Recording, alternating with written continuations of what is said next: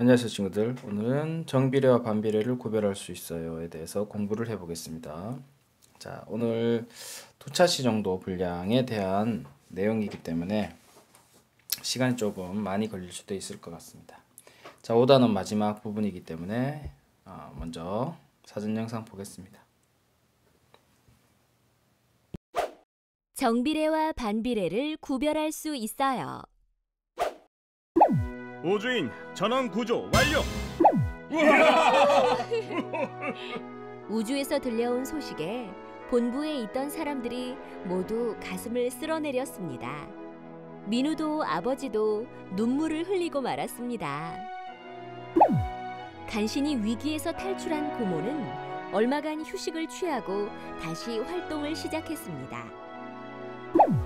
고모, 이제 그만 지구로 돌아오면 안 돼요. 민우야, 고모는 우주에서의 생활이 아주 마음에 든단다. 우주인들은 평일에는 8시간씩, 토요일에는 4시간씩 일을 해야 합니다. 우주인들은 달에서 걷기, 돌을 들어보기, 기계로 암석 캐기 등의 일을 합니다. 우주에서 생활하면서 느낀 점, 알게 된 점, 관찰한 점 등을 일지에 쓰고 여러 가지 우주 실험들도 합니다. 그런 다음 기록한 자료들을 지구로 전송해야만 합니다. 이런 일이 모두 끝나면 우주 탐사선을 청소하고 정비하기도 합니다. 그리고 밤이 되면 특별 운동 시간이 주어집니다. 우주에서는 근육이 약해지기 때문에 운동을 게을리해서는 안 된다고 합니다. 이 모든 일을 다 마치면 우주인들은 가족에게 영상 편지를 보낸다거나 음악을 들으며 휴식을 취하기도 하고 책을 읽으며 시간을 보내기도 합니다. 고모는 그런 생활에 만족한다며 무사히 임무를 마칠 때까지 우주에 있겠다고 하셨습니다. 민우는 그런 고모의 마음을 이해할 수 있을 것 같았습니다. 고모, 조심해야 해요. 민우와 고모는 임무를 무사히 마치고 돌아오는 날 꼭 다시 만나기로 약속했습니다. 우주인들이 맡은 임무를 잘 수행하기 위해서는 변화하는 두 수 사이의 관계를 정확히 알아야 합니다. 두 수 사이의 관계가 정비례인 것과 반비례인 것을 찾아봅시다.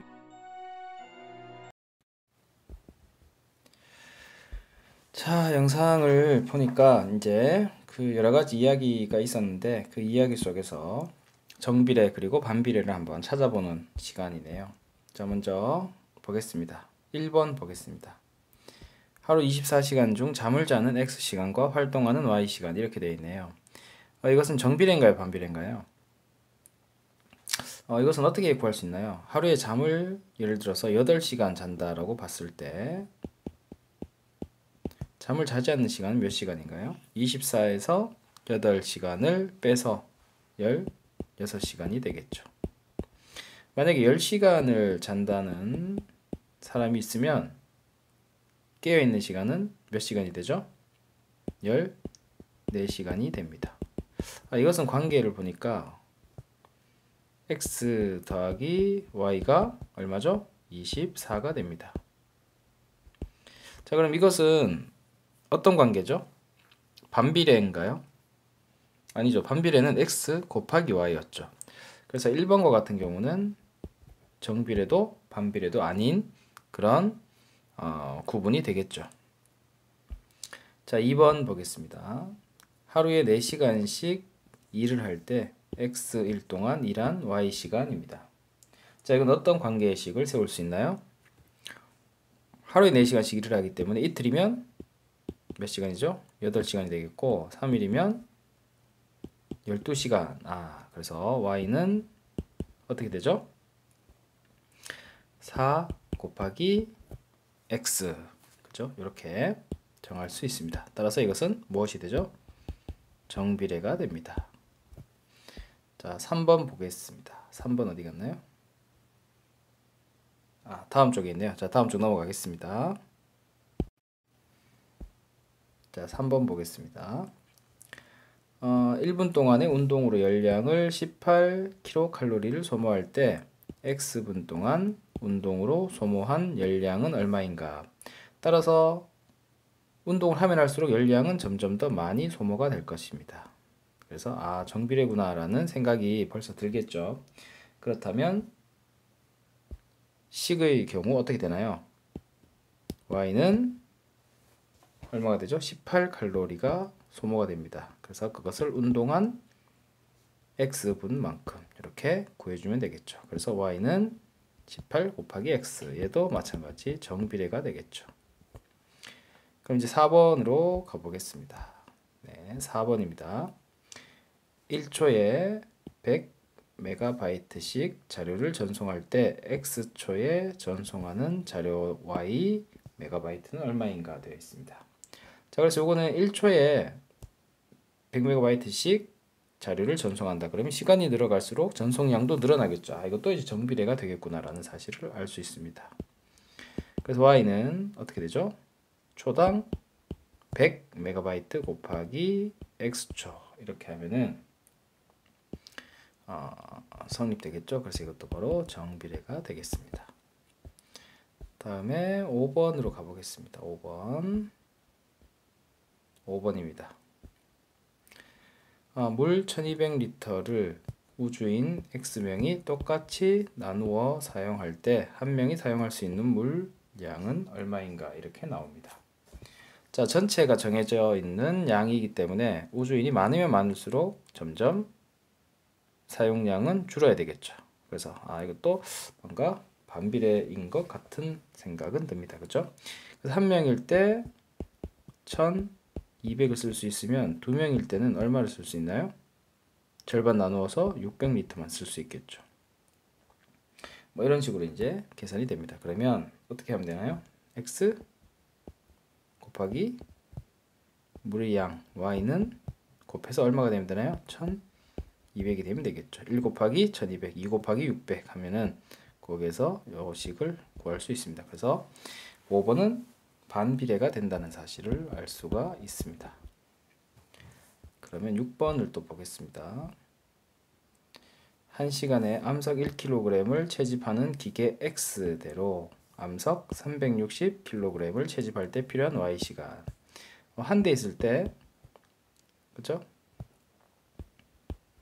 360kg을 캐기 위해서는 얼마나 걸리나요? 1kg을 채집한다. 1시간에. 그러면 360kg은 360시간이 필요하죠. 엄청 많이 걸립니다. 그죠? 그러면 두 대가 있으면 180시간 이렇게 구할 수가 있습니다. 세 대가 있으면 얼마가 되죠? 120시간 점점 줄어들겠죠. 그래서 반비례식인 것 같은 느낌은 듭니다. 따라서 X 곱하기 Y는 얼마가 돼야 되죠? 360. 따라서 이것은 반비례가 된다. 이렇게 정리할 수가 있습니다. 그래서 이번 페이지는 여러분들이 반비례, 예를 들어서 몇 번이었나요? 5번과 6번이었죠. 그리고 구했던 식을 여기다가 적으면 되겠습니다. 정비례도 마찬가지고요. 그래서 반비례의 특징과 정비례의 특징 이제 정리할 수 있겠죠. 반비례는 X가 2배, 3배, 4배 이렇게 늘어날 때마다 Y는 2분의 1배, 3분의 1배, 4분의 1배 이렇게 늘어난다. 그죠? 그래서 관계식은 X 플러스 Y 이렇게 우리가 X 곱하기 Y는 뭐 어떤 자연수다 이렇게 알 수 있었습니다. 마지막 정비례도 아니고 반비례도 아닌 것 우리 찾았었죠. 바로 1번이었습니다. 그죠?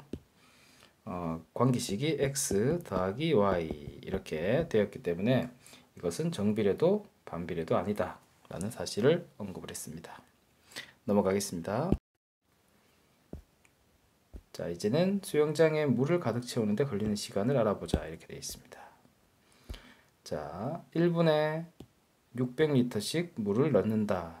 그러면 180분이 걸립니다. 그러면 1분에 1000리터씩 물을 넣는다면 당연히 물의 양이 많아지기 때문에 수영장에 물을 가득 채우는 데는 시간이 더 적게 걸리겠죠. 자, 그래서 1분에 600리터씩 물을 넣을 때와 1분에 600리터씩 물을 넣을 때 물을 넣는 시간을 x분, 그리고 수영장에 채워지는 물을 y 리터라고 합니다. 그럼 이 둘의 대응 관계는 어떻게 되는가를 묻고 있습니다. 그죠? 자, 그러면 수영장에 채워지는 물 y, 물의 양은 어떻게 구할 수 있나요? 1분에 600리터 그리고 곱하기 시간, 이렇게 하면 y 양이 구해지겠죠. 자, 그러면 수영장에 가득 채우기 위해서는 물이 얼마나 필요한가 보겠습니다. 자, 얼마나 필요한가요?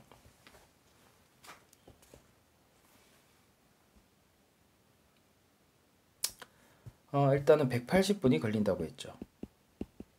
그리고 1분에는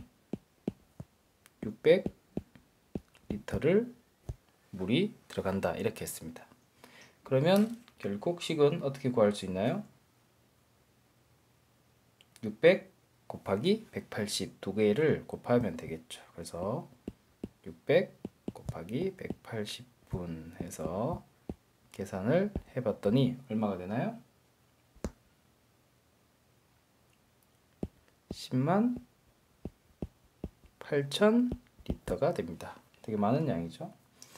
자, 그래서 관계식을 한번 보겠습니다. 1분에 넣는 물을 x 리터, 수영장에 물을 가득 채우는데 걸리는 시간을 y분입니다. 이 x와 y 사이의 대응 관계는 어떻게 되는가? 자, 당연히 x 곱하기 y, 시간하고 그리고 넣는 물의 양을 곱해서 얼마가 되면 되나요? 그렇죠. 10만 8천이 되면은 되겠다. 그래서 이것은 어떤 관계가 있나요? x와 y 사이에는 반비례 관계가 있는 것을 알 수 있습니다. 그래서 넣는 물이 많을수록 시간은 짧게 걸린다, 이렇게 이해하면 되겠죠.